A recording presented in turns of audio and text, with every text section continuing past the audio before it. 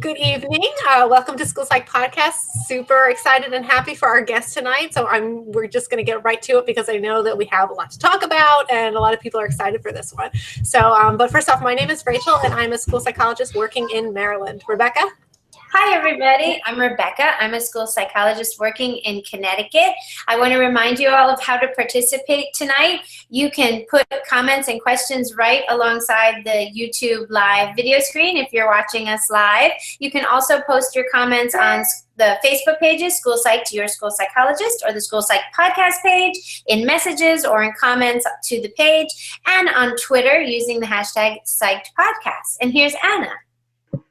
Hi, I'm Anna. I'm a school psych working in New York State. I'd like to introduce our guest, Dr. Daniel Siegel. He received his medical degree from Harvard University and completed his postgraduate medical education at UCLA with training in pediatrics and child, adolescent, and adult psychiatry. He served as the National Institute of Mental Health Research Fellow at UCLA, studying family interactions with an emphasis on how attachment experience influence emotions, behavior, autobiographical memory, and narrative. Dr. Siegel is a clinical professor of psychiatry at the UCLA School of Medicine and the founding co-director of the Mindful Awareness Research Center at UCLA. An award-winning educator, he is a distinguished fellow of the American Psychiatric Association and recipient of several honorary fellowships. Dr. Siegel is also the executive director of the Mindsight Institute, an educational organization which offers online learning and in-person seminars that focus on how the development of mindsights in individuals, families, and communities can be enhanced by examining the interface of human relationships and basic biological processes. His psychotherapy practices include children, adolescents, adults, couples, and families. He serves as medical director of the Lifespan Learning Institute and the advisory board of the Blue School of New York City, which has built its curriculum around Dr. Siegel's mindsight approach. Thank you for joining us today, Dr. Siegel. Thank you, Anna. Good to be here with you. And thank you, everyone, for joining us. And it's really great to be here. So you have a book coming out, The Yes Brain. Could you tell us about that? Sure. Well, The Yes Brain, and I can grab a copy if you want. The Yes Brain is a book I wrote with my colleague, Tina Payne Bryson. And it's all about how to create balance and resilience and insight and empathy in a child by activating what's called a yes brain or open receptive state in your child over time. So that state becomes a trait of courage and creativity and resilience for your child. And this can be used by teachers in school, these strategies, and also for parents at home. I'm so excited to talk about it because as school psychologists and people that work with teachers and in the classroom, we are often trying to help students find that emotional regulation balance point from which they can learn and thrive and feel comfortable to take risks. So do you have any thoughts on how the Yes Brain approach, first of all, maybe you could share sort of what the two states are and how to differentiate them, and how we in schools could use some of that insight in helping kids achieve their goals in school and with their teachers. Absolutely. Well, we could do an exercise right now if you want. It's just if you're listening to this as a podcast, you don't want to be doing this when you're driving. That's the thing. So you could listen, but don't participate in the exercise. It's very simple. I'm going to say one word and repeat it several times and just become aware of what your body feels, what you feel inside you. Then I'll pause and then I'll say another word several times and just be aware of whatever arises as I say that word.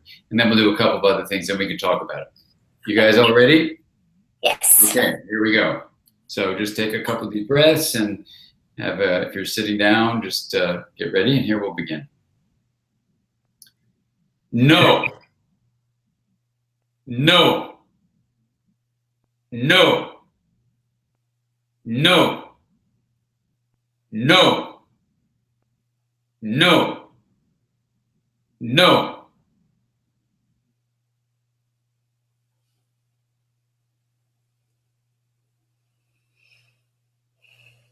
Yes. Yes. Yes. Yes. Yes. Yes. Yes. Yes. Yes. Now take a nice deep breath. And try putting one hand on your chest and one hand on your abdomen. Put some gentle pressure. Some nice deep breaths.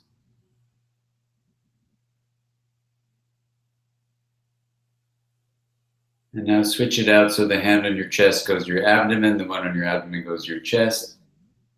Take some nice deep breaths.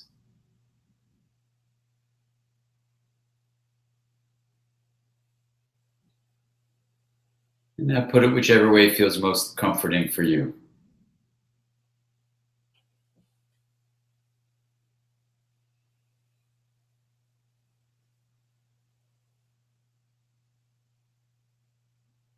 Now take some nice deep breaths. And one particularly deep breath, and we'll let this exercise come to a close. And let's see how it felt. So Rachel, Anna, Rebecca, what did that feel like for you? Let's start with the no feeling. What did you notice a difference between no and yes? Yes. So each of you, what did no feel like? So for me, no was a bit at first kind of startling. I guess I unexpected. Yeah. You know, because we've had guests on before that led us through like a meditation type of thing, and that's kind of what I was expecting. And so to hear, you know, kind of this forceful no just kind of caught me off guard. I was like, whoa. Yeah. I also felt embarrassed, like, what I do, you know, something's wrong. And I immediately got a picture in my mind of when my kids were little, and they would either sense a no or be concerned about a no, the way they would look back for reassurance, you know, look back to me. And I felt like, oh, I just want to, whoever is the recipient of the no, because certainly wasn't me. I felt like I want to just reassure that person. Oh, wow. Okay. Great. Anna, how about you? I was getting like a little tense, and like I could see like my forehead going in a little bit, you know, like my muscles were just, I was uncomfortable physically. Mm-hmm. Okay, great. Well, those, first of all, I want to apologize. Those you can call a no-brain state, and we'll talk more about what those are all about. It's a reactive state that we will explore. And what did yes feel like in contrast for you, Anna? I could breathe easier, you know, it was more relaxing and like just calming, like my facial expression was changing and my body was just like, it was okay, you know. Great. So that was a shift to a yes brain state. Yeah. And Rebecca? It felt supportive and kinder, and it just totally felt a different sort of sensation in my muscles. My shoulders relaxed, much different. Good. We'll talk about what that difference was. Okay. And Rachel? Yeah, I'm for sure a lot more comfortable and a lot more at ease and a lot more relaxed. Great. So what you're experiencing in this exercise is a difference between the reactive state of no, which activates in the brain a threat state where you get ready to fight back, flee, freeze, or faint. And that's in contrast to the yes brain state, which turns on what's called the social engagement system and lets you get more connected to others and yourself. It's open, it's receptive, it's calming.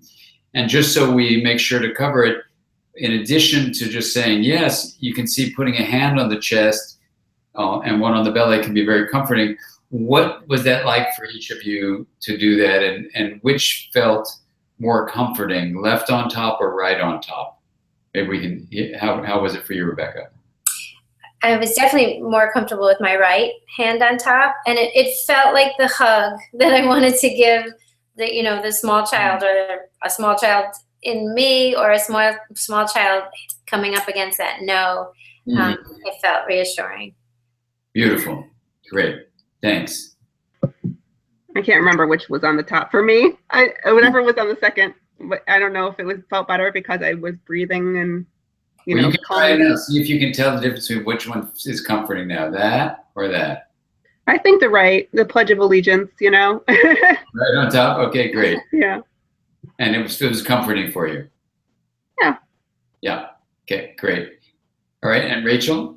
Yeah, same for me. I kind of the right on top, and I'm right-handed, and so I was wondering if that's kind of why, but definitely felt a little bit better. Well, it's usually about 3/4 are right on top people, independent of handedness, and 1/4 is left on top, and we don't know why. Someone should get their doctoral degree figuring that out. But that's just something you can offer to students so they can learn to soothe themselves. Yeah. So the yes brain approach to kids developing and adolescents too is to realize that we connect more to others, we learn in a deeper and more open way, we even become more reflective, become more flexible when we can develop this yes brain state. And in the Yes Brain book, what Tina and I do is we offer 4 skills really that you can learn that spell the acronym BRIE, the cheese BRIE, BRIE. So you can teach the skills of balance, resilience, insight, and empathy to cultivate a yes brain way of living.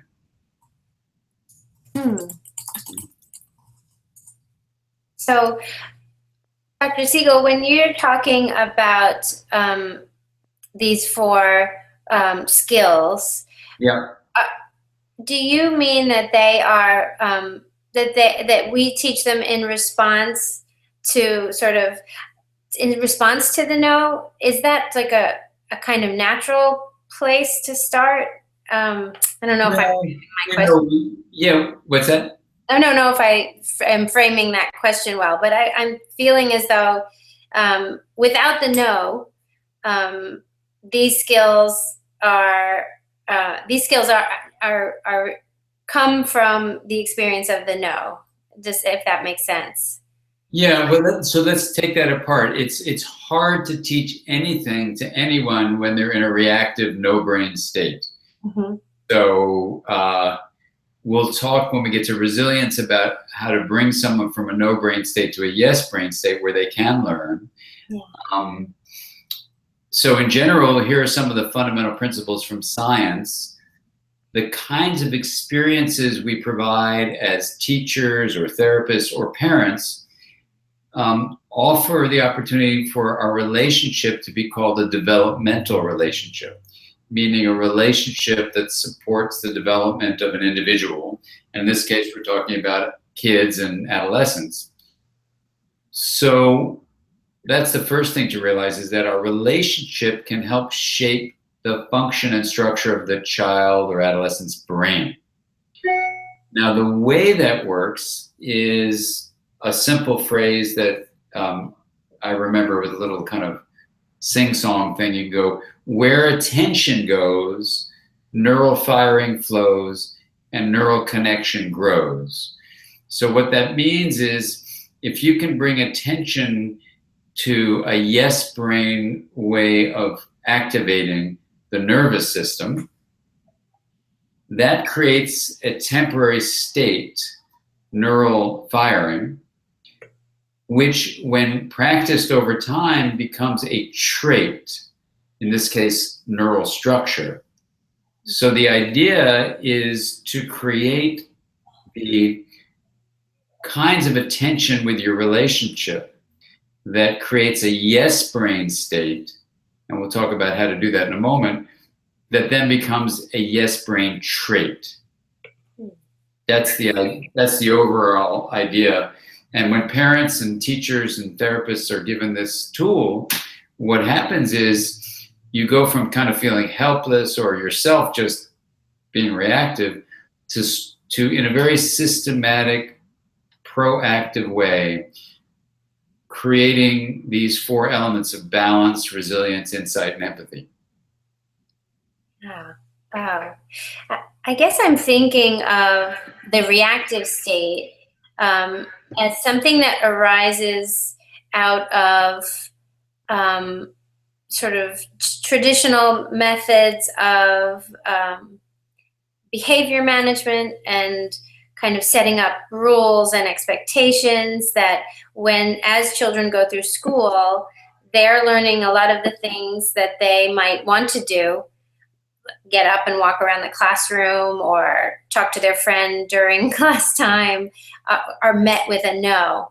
So I'm wondering if just the natural environment is creating some of this, is the no brain state an anxious state? Is that anxiety, or is it a little bit different than that? Yeah. So let's just take a moment, because it's a great question. You might ask, well, where is this strategy? Where is this approach coming from? So, I work in a field called interpersonal neurobiology, and that is a field where we combine all the different sciences together into one framework for understanding being human. So I'm the founding editor of that series, and in the Norton publishers, we have over 60 textbooks which summarize research supporting what I'm saying. So, for example, Steve Porges's book on the polyvagal theory is, 350-page book about the neuroscience of this social engagement system. Or if you look at the book by Jaak Panksepp called An Archaeology of Mind, you'll find a lot of the areas of the brain beneath the cortex, which are old mammalian circuits that support this positive way of interacting in the world that facilitates learning and play. If you look at, I'm an attachment researcher. If you look at a lot of the research on attachment, you can look at the kinds of communication between a parent and a child, so that you can see the research that forms the basis of what I'm talking about.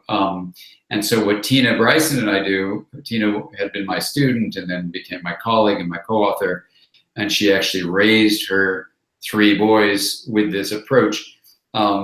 So it's a science-inspired approach based on research, but we are both clinicians and parents.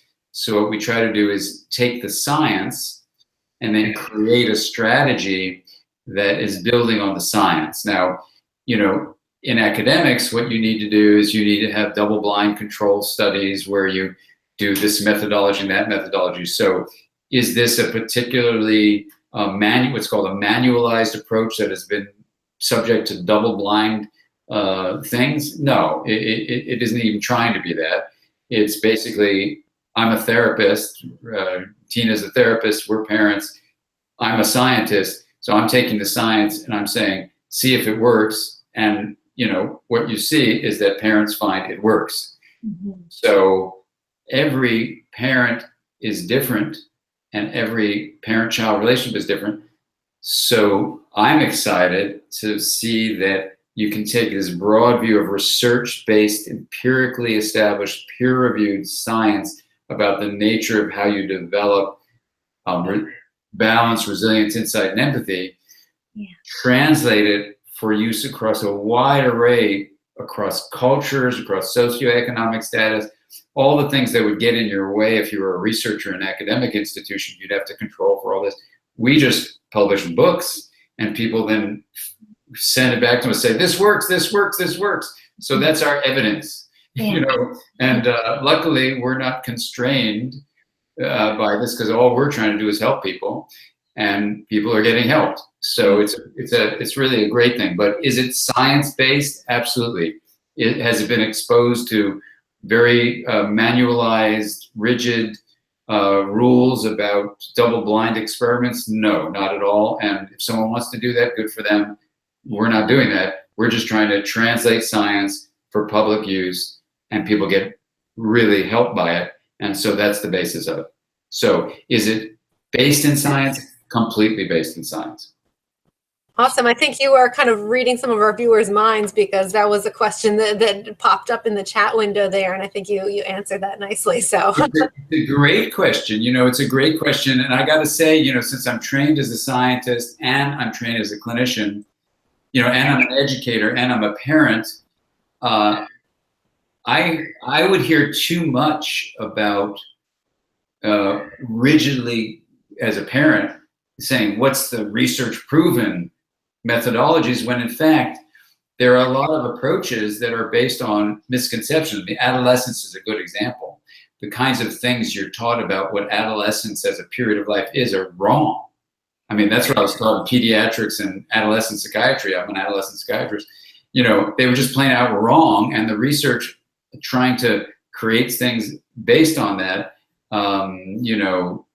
can get us really confused. So I think it's really exciting to have a direct translation of science for us to apply directly as we try to raise children or teach children in schools. And so now we have a new branch of our neuroscience program, for neuroscience, social neuroscience of education.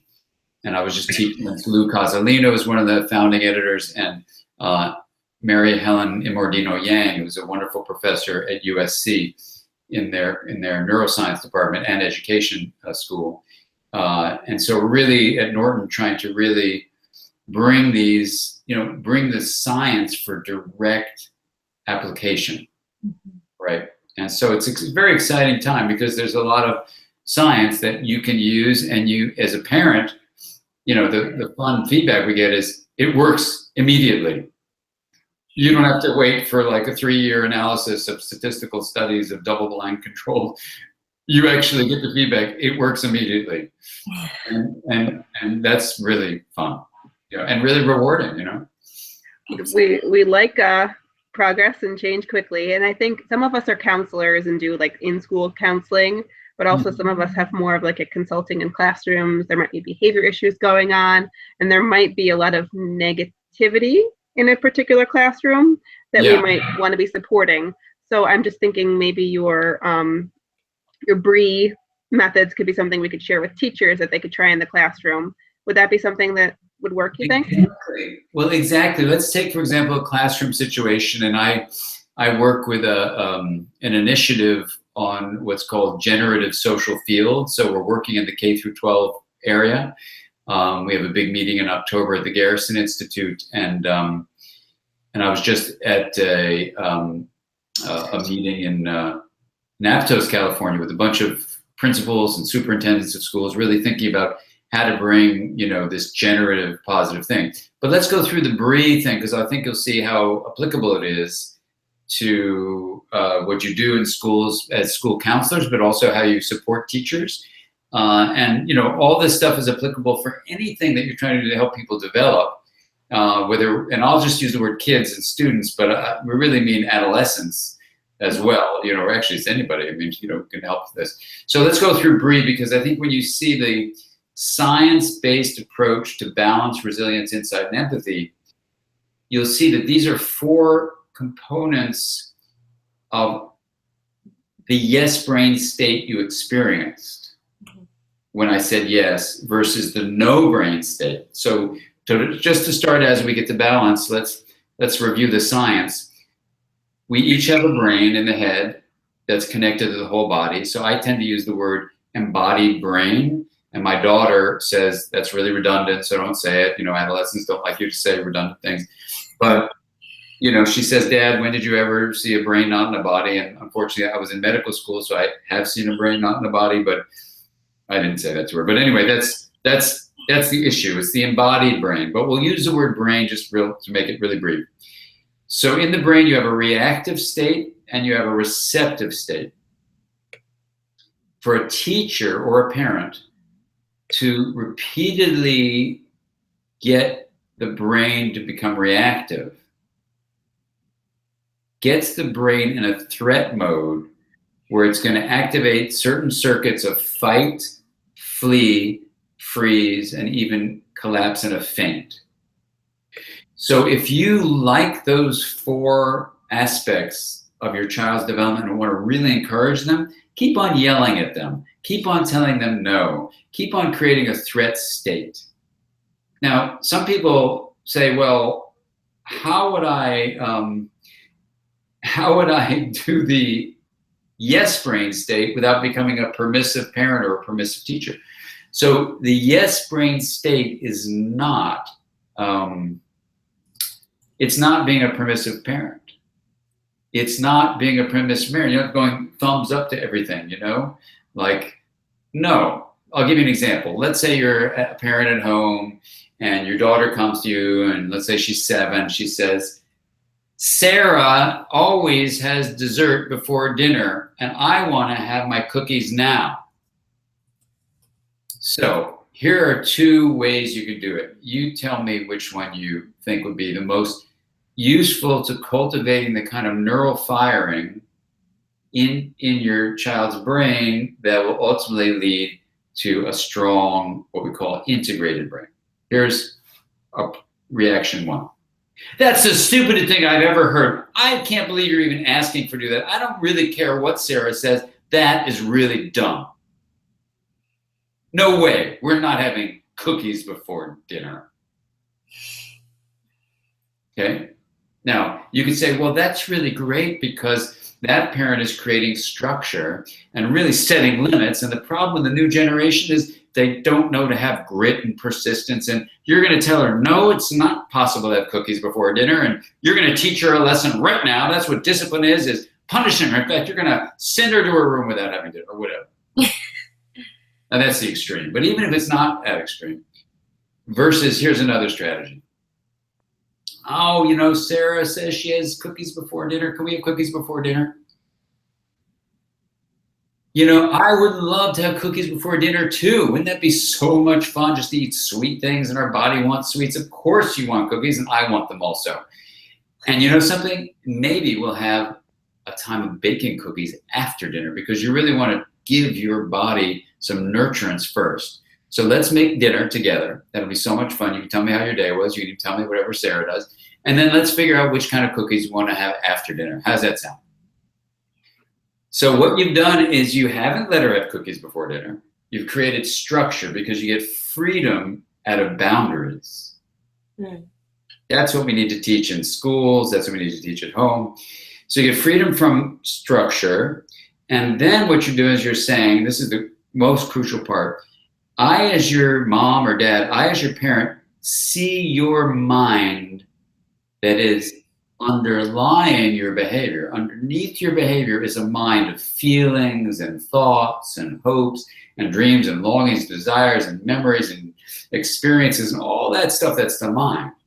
So rather than just reacting to your request for cookies before dinner, I am tuning in to your mind's experience of feelings and thoughts. I am not caving in on the behavior. We're not having cookies before dinner. I'm tuning into your mind, and then I'm even joining you and saying, I'd like cookies too. No kidding. I'm with you, pal. Cookies before dinner, yes. But no, we're not having them. So it's not a yes brain approach to helping kids develop is not saying yes to everything they ask for. Quite the opposite. It's saying, I will create a receptive state. So I know, let's say I'm the kid now. I know even if I say to my mom, I want cookies before dinner, she still sees me. Even if what I'm requesting as an action isn't carried out, I feel good about who I am. That creates an internal core of security, an internal contact with my own, what I would call a compass, that, you know, something I felt like asking my mom about cookies and I wasn't shamed and humiliated for asking the question. I didn't get the cookies, but I wasn't shamed and humiliated. When someone says, no, that's the stupidest thing I ever heard, blah, blah, blah, it's shaming and it's humiliating someone. And there's no need to do that. And yet there's a lot of parents who do that. There's lots of teachers who do that. And when you create shame and humiliation in someone, it isn't that they feel like they've done a bad behavior. That's guilt. Shame is where they feel like they're defective. And shame is a feeling that makes you feel completely helpless. Because it's one thing to say my action was wrong. I've got to learn to do a different action. Okay, you're empowered to learn a different way of behaving. But when someone shames you, then you're stuck with this feeling like I am defective. I'm damaged goods. There's nothing I can do about that. So I just feel helpless. And then they start acting out of their shame. Yeah. So we can say that's the beginning. That's kind of the background. Then we'll get to balance and what is balance actually. We can get to that in a moment. But I don't know if you guys have any question about. I just had a quick thought, maybe question. I find that I'm so much better at that with other people's children. But when I come home, and my kids are teenagers now, so the cookie situation is often not a cookie. It's something I'm more worried about. And it's not that they ask me first. So, so for example, one thing that's happening in our schools lately is a lot of kids are experimenting with vaping nicotine. And so I'm worried about it. It's so unhealthy. It's so dangerous. It's just, I don't see the upside of it. But it's something that is our principal said, near epidemic proportions in school. So if I were to find that my child was vaping, how would I regulate my own fear and anxiety so that I could have a similar conversation? I think I know what it would sound like. It would sound like, I get it why you might have wanted, this was interesting to you. You wanted to check this out. Your friends were doing it. Here's what I want. Here are my concerns about it. There's formaldehyde is one of the chemicals in this mixture, in this liquid, and antifreeze, and nicotine is a drug, and all these things have risks and health consequences. And so our family rule is you can't. That's not okay. We have to find something else, something like that. But right.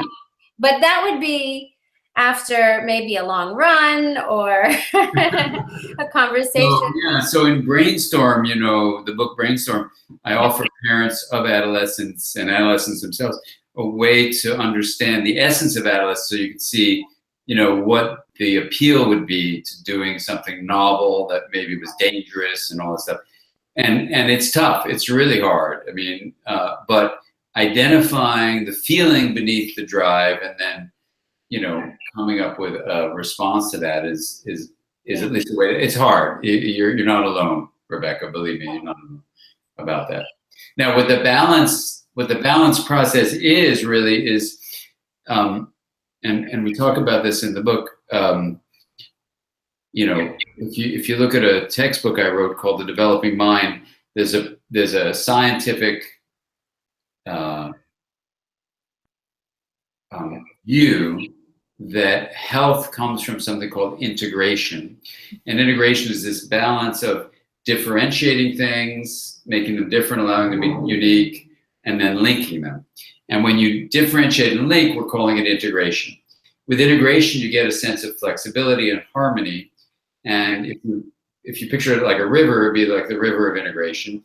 And when you're out of this river, you go to one bank of chaos and another bank is rigidity.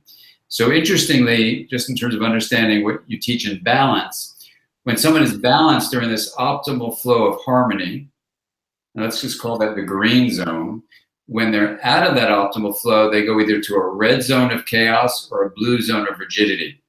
And when you see things this way, it becomes very clear as a parent when there's a lot of chaos or rigidity going on in your relationship with your child, or even in the child themselves, or if this is true of a classroom too, then there's an impairment to integration. You then can help someone stay in that balanced zone, that balanced green zone. That's what the balance is realizing sometimes I move towards chaos, sometimes I move to rigidity, but I can widen the width of this band in which I'm really integrated. And that's what balance is. And you can teach people to feel it.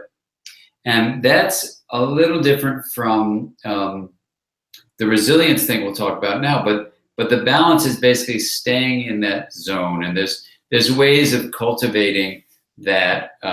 We have something called the the way of having these integrated processes. With David Rock, I created this thing called the Healthy Mind Platter that you can put up on your refrigerator, or you can put it up in your classroom. And it's basically 7 things you can do to develop balance in your life. And these 7 things you can do every day are: 1, have time for physical exercise. So moving around is really important. Number 2 is connecting with other people and nature. So connecting time, physical time, connecting time. Number 3 is focus time, where you're focusing on one thing at a time. So you teach students to not be multitasking. They really cannot achieve deep learning when they're doing lots of different things at once. Third thing is something that you can call downtime, where you have time just to not have anything going on, just to flake out and even be bored. That's really good for you. Number 5 is sleep time, which is making sure everyone's getting enough sleep. Really important. You need between 7 and 9 hours of sleep, probably more for kids, 8 to 10. Sometimes even more for younger kids, of course. And then you have something called playtime, which is where you are not so much playing like on an athletic sport where there's rigid rules, but you are having time to be spontaneous and not judged, goofing around, humorous, interacting with other people, or even on your own. So it's a form of creative time, yes. And then you have this moment of just spontaneous emergence in playtime. And the final time is called time in, where you have time to reflect inwardly. So I do a time in practice called the Wheel of Awareness, which we teach in the Brainstorm book. And, these 7 times are a way of really cultivating balance in your life. So we have very, very specific things that you can actually do to create balance. And before I go into resilience, let's see if there are any questions about that. Sounds great to me. It sounds, sometimes I hear occupational therapists talk about sensory diets.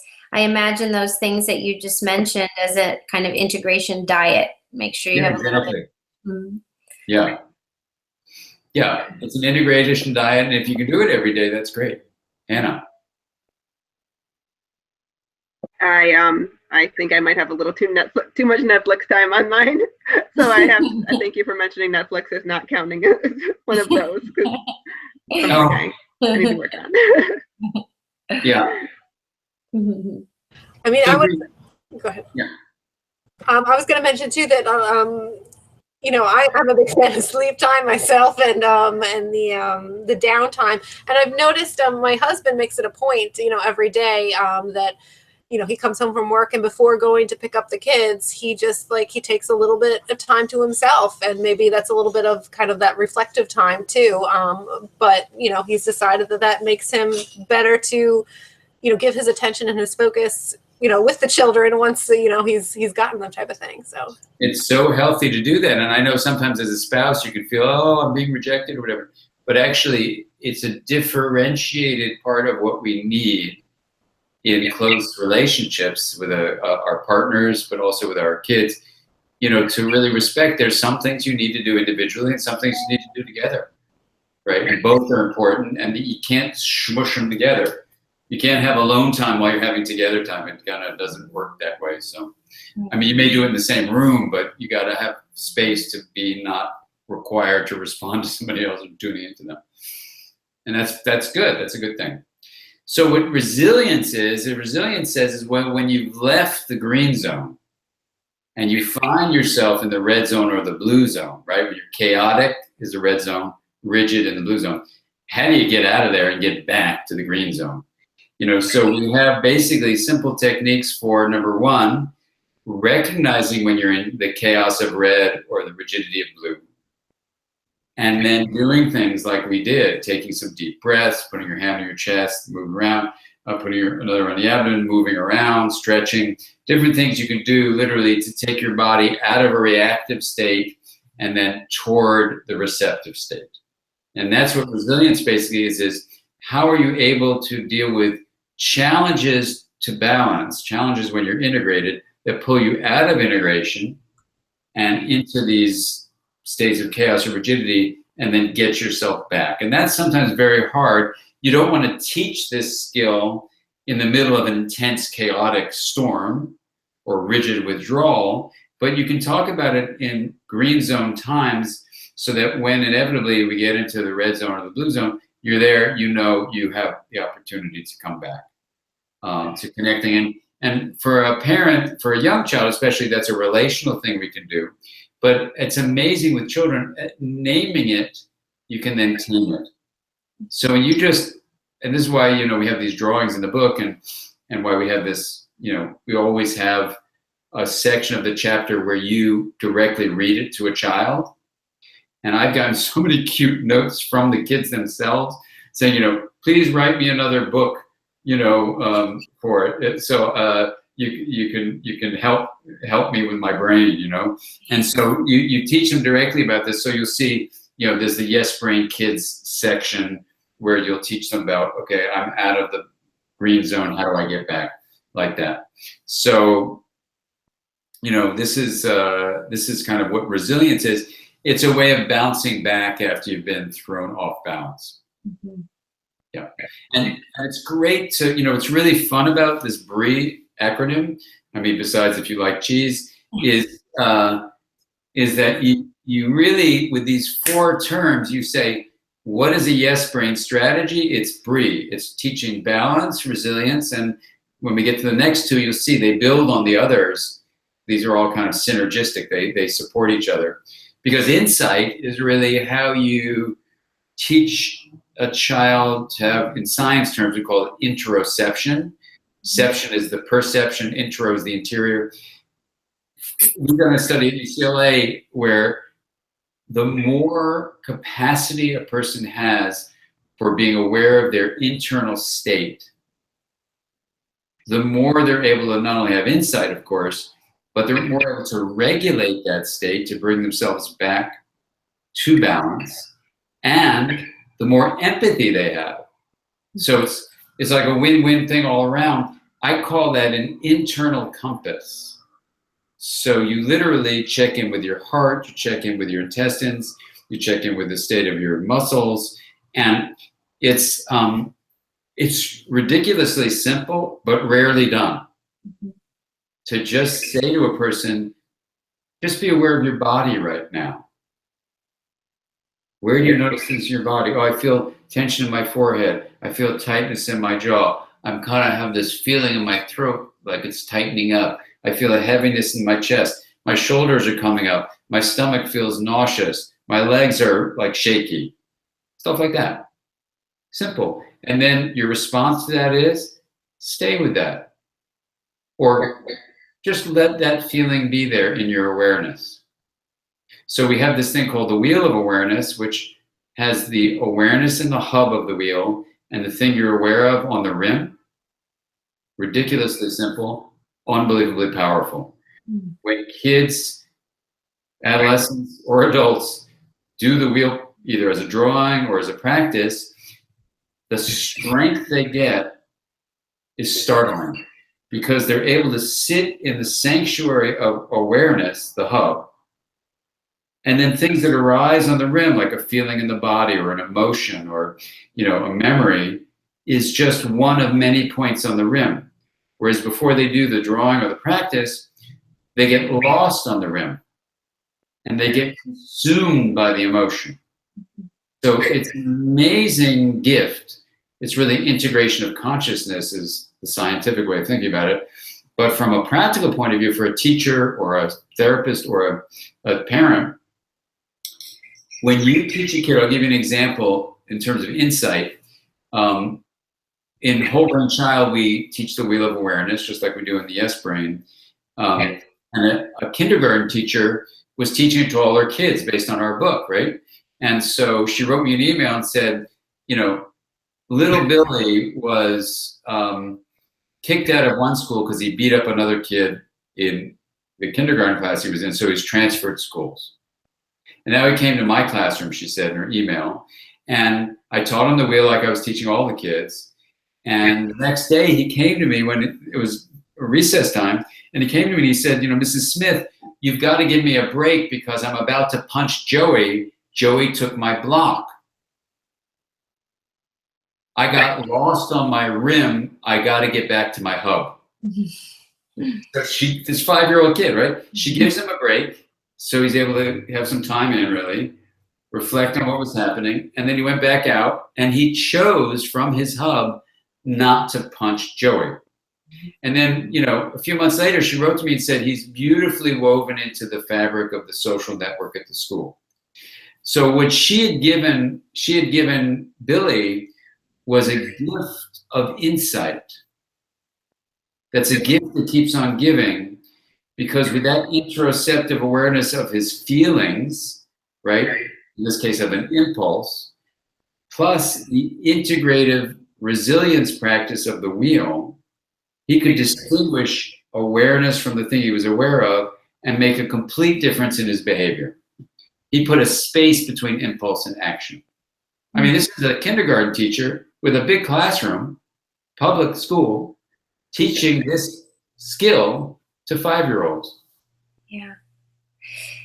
It makes me think of the social emotional learning competencies that Castle puts forward. Self-awareness is so primary before self-management and effective decision-making and pro-social skills, but it feels very connected to that, that same similar framework. Before we can know what to do with our feelings and our emotions, we have to first be able to recognize them. And so it's sort of... Yeah, completely. You know, the Castle people invited me to go kind of and serve as a bridge between the social emotional learning program folks and the mindfulness and education folks. They had never had a meeting. So the Castle people convened this kind of meeting between the two groups, you know, mindfulness and education and you know, social emotional learning. And I'm just like, you know, I just work in this field of interpersonal neurobiology. It's a different sort of thing. So my offering to them, and Dan Goldman, who started that whole group too, with Roger Weisberg and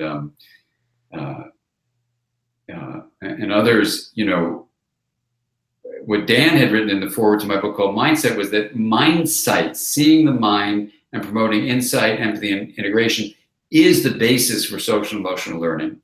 And I think it's also the basis of mindfulness. So what I said to this group of, you know, it seemed like kind of different approaches, was that they were actually the same approach. They were both teaching Mindsight skills, just with different wonderful ways of doing it. And it's all good. And there's no need to be competing. It's just all good. And Mindsight is insight, empathy, and integration. So you can see that even in the BRIE, you've got insight and empathy, you know, and the integration is what balance and resilience are. So basically what we're talking about in the BRIE approach of a yes brain is, how do you cultivate Mindsight in children, adolescents, and everybody?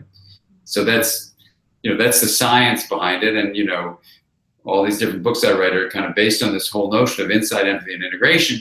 And when you get to the empathy piece, in terms of the ending of the BRIE, you know, what you're doing is you're saying to a child, even let's say Billy in the classroom, your ability to know your own mental life and say you have a perspective that, oh, you wanted to punch Joey because he took your block, but you're aware of that impulse to punch and you choose not to follow your impulse.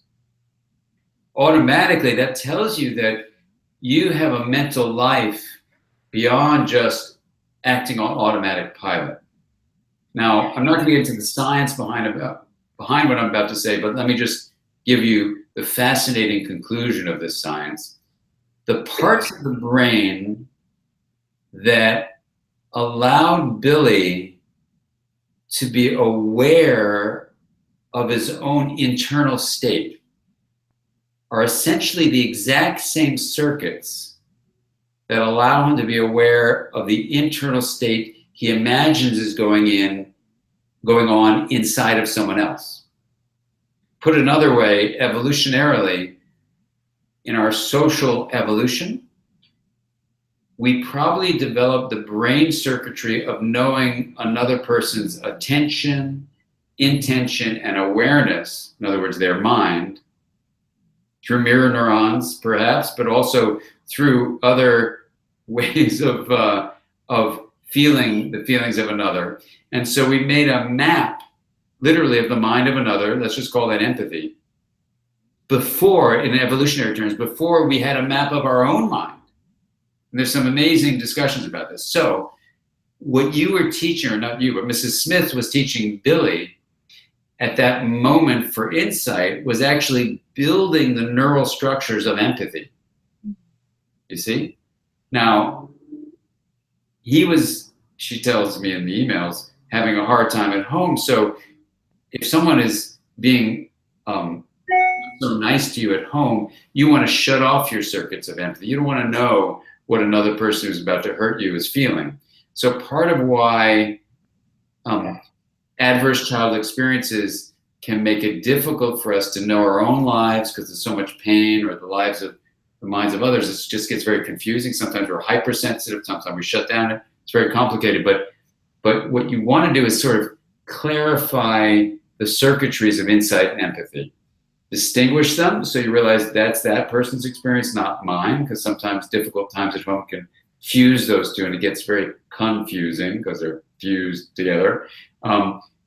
Or someone's completely shut down. So either way, insight and empathy takes you out of the chaos or out of fusion or the rigidity of disconnection, and it puts you in this optimal state of, oh, I see, that's your feeling. Well, that's not my feeling, but your feeling is totally legitimate. My feeling's legitimate and just different. You know, that's what it means to have mindsight. That's what it means to have social emotional intelligence. That's what it means to have mindful awareness. Literally, where you're not judgmental, you're just saying, hey, I see, you're feeling that, I'm feeling that. Let me try to really understand your experience. I want to also understand mine. And that's what empathy and insight really are. And you can see why they allow a yes brain state to be created, because then you say, I walk through the world feeling like every human being has a right for being respected, to be compassionately helped when they're suffering, to be, that's called empathic concern, to be understood. I have a right to be understood myself.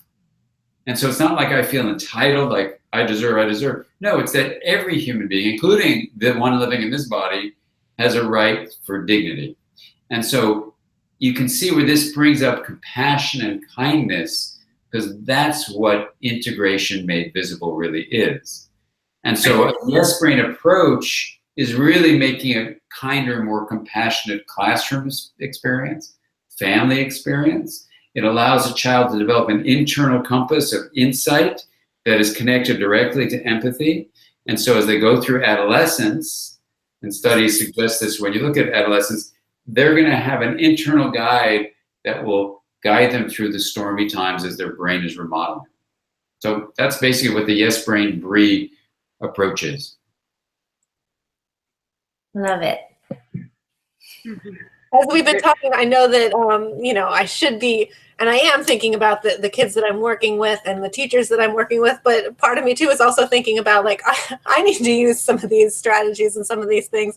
I know that as school psychologists, we often sit in on difficult meetings and having to give results and difficult things to parents that maybe don't want to hear it. And, sometimes we've got lawyers and advocates that might say, we disagree with your report and your report is not good and you're wrong.